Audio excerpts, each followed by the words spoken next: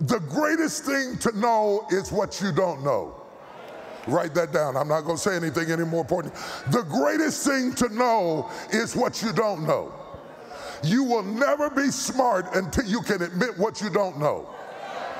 And yet we're living in a society that you like to brag to everybody about what you know, even though you don't know what you say you know, and you don't know what you don't know. That means there's no room for you to learn or grow because you're already filled up with your own need to impress everybody with what you don't know. The beginning of wisdom is ignorance. The beginning of full is empty.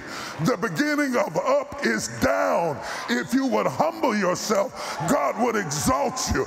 But because you've exalted yourself, there's no room for promotion in a vessel that's already full. Somebody say, I don't know. One of the things that we learned in running a corporation is that we are afraid of saying, I don't know.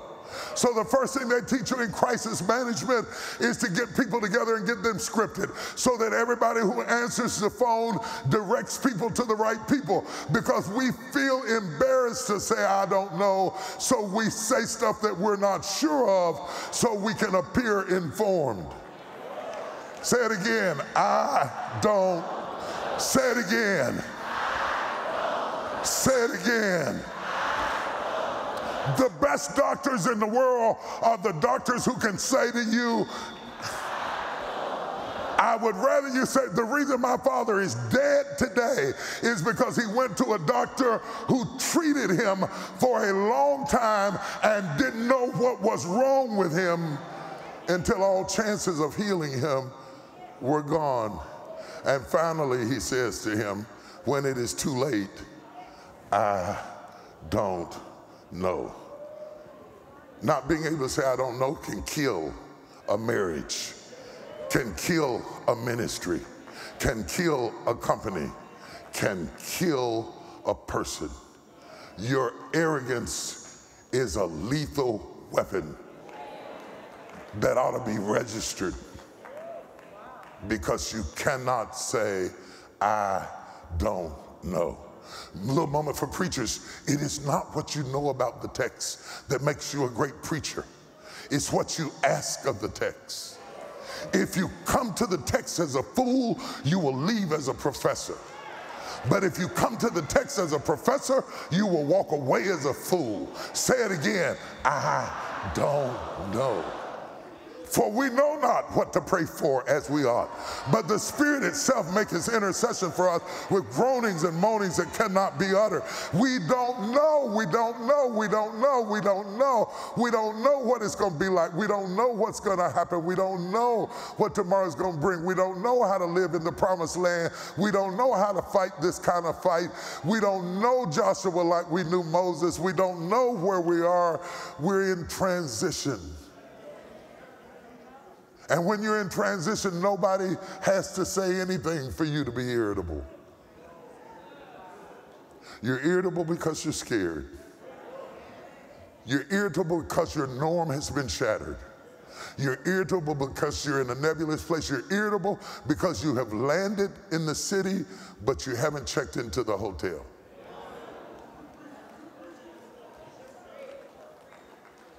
Tradition will not produce transformation. Transformation is personal.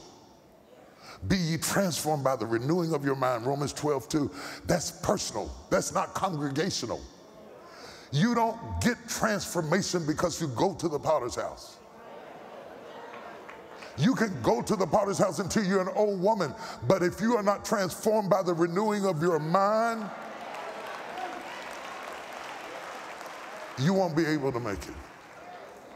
In Romans 8, when it talks about, we know that all things work together for the good of them that love the Lord. For we know, and then it finally says, we know not what to pray for as we ought. That humility of saying we know not is I don't know. Joshua, you don't know how to lead. Israel, you don't know how to follow. Joshua doesn't know how to lead. I know he doesn't know how to lead because the first thing he does is pull out his sword against an angel. and ask God, whose side are you on? What? Watch, I don't know produces a praying church who wants God to be on your side more than you seek to be on his side. Are you spending all your time trying to talk God to bless what you plan? Or are you humbly coming to him and say, Lord, give me your plan? Because I don't know.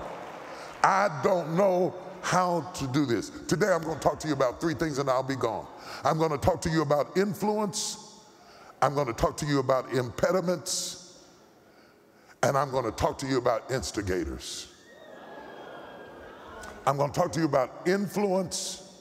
I'm going to talk to you about impediments, because that's what the flood is, an impediment. And I'm going to talk to you about instigators. Give me a few minutes and I'll be done. What God says to Joshua is vitally important. He says, I am going to magnify you in the eyes of the people. Which means God says, I am going to give you influence. Don't confuse affluence with influence. Because there are many people who are affluent, but they don't have influence. They're affluent, they're well known, they're recognizable, they have big names, they have big offices, they have big suites, but they don't have effect on the people who follow them. Affluence does not equate with influence. God says to Joshua, I'm going to give you influence. Effluence is leadership flowing out of him. It's what flows out of you. It's what flows out of, it's not just what you say, it's stuff that subconsciously emits. Like the effluence is the lava that flows out of a rock. Effluence is what, it's not just what you're doing and what you're saying, what is flowing out of you affects everything around you. The subconscious things that you emit into the atmosphere is effluence. So we got affluence, we got influence, and we got effluence. He was already effluent, or he would have been or he would not have been commanding or leading people.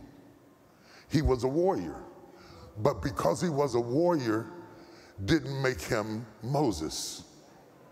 Influence, however, is the ability to have a measurable impact on others' decisions, behaviors, and affect outcomes. Influence.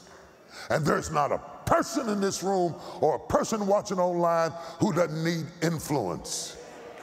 If it's just over your daughter, if it's just over your son, if it's just in your job and in your position or with your team or on your staff, whatever it is that's up under your auspices, it's a terrible thing to lead something without influence.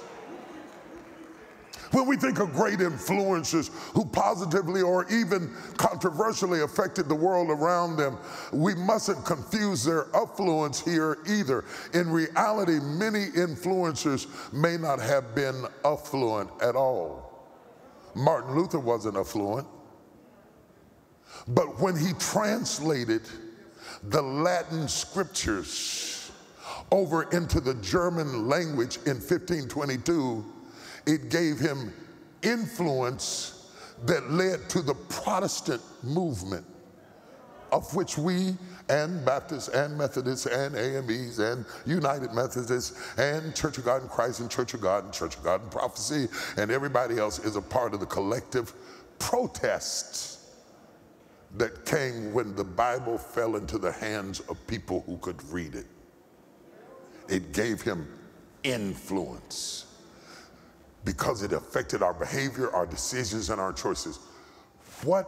How effective are you at influencing other people's behaviors, decisions, and outcomes?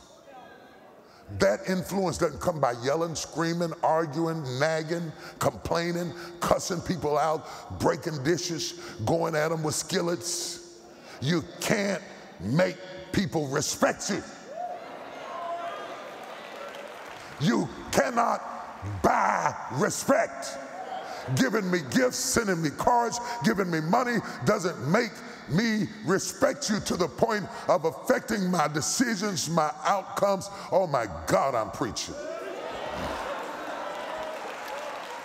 God said, I am going to magnify you before the people. Don't confuse titles with influencers. You get more, I'm the apostle. That's the big thing now. I'm apostle. I'm a chief apostle. I'm going from a bishop to being an apostle. I'm going to be an apostle, but I was a bishop. And the other guy's an apostle, but he's getting ready to be coronated a bishop. Shut up! Changing the title doesn't change the impact. If you have influence, you got influence whether they gave you the title or not. Titles are not influence. Don't confuse degrees and education and intellect with influence. You can have more degrees than a thermometer and influence absolutely nobody.